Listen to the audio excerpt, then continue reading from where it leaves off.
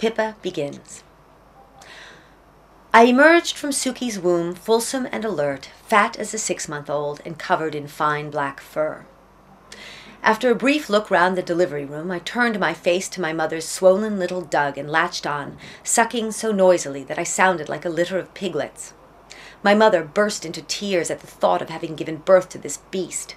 The doctor's reassurances that I had merely been gestating a little too long and thus had time to grow a dusting of vestigial hair, hearkening back to the days when human beings belonged to the ape family, did nothing to calm her down. Being the wife of a pastor, she was ambivalent about evolutionary theory and couldn't help feeling that my bestial looks, explicable as they apparently were by science, somehow reflected a basic flaw or sinfulness in her own character. Handing me back to the flabbergasted doctor, she launched herself off the delivery table, her legs still rubbery from the anesthetic, and ran down the hall, slipping on her own blood and screaming, "I had a monkey." It took 2 nurses and a doctor to subdue all 5 feet 2 inches of Suki Sarkissian. They injected her with a sedative, then gave her a private room, which our insurance didn't cover, but which the hospital threw in for free. The sense that her daughter magically embodied all that was wrong in herself never left my mother.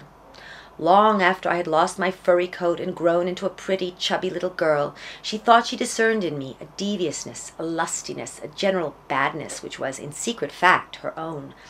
At the age of 2, I would clamp myself to her leg like an amorous dog.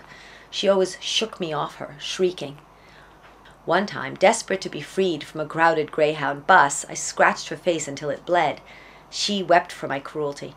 I even took a crafty little poop in one of her favorite shoes, hoping to foil her plan of going out to dinner one night. It was one of a pair, covered in pink velvet, that matched her new dress perfectly.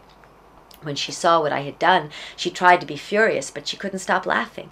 For in spite of the flaws in my character, or because of them perhaps, Suki loved me fervently, even ardently. She just couldn't get enough of me, couldn't stop cuddling, sniffing, kissing, nipping at me.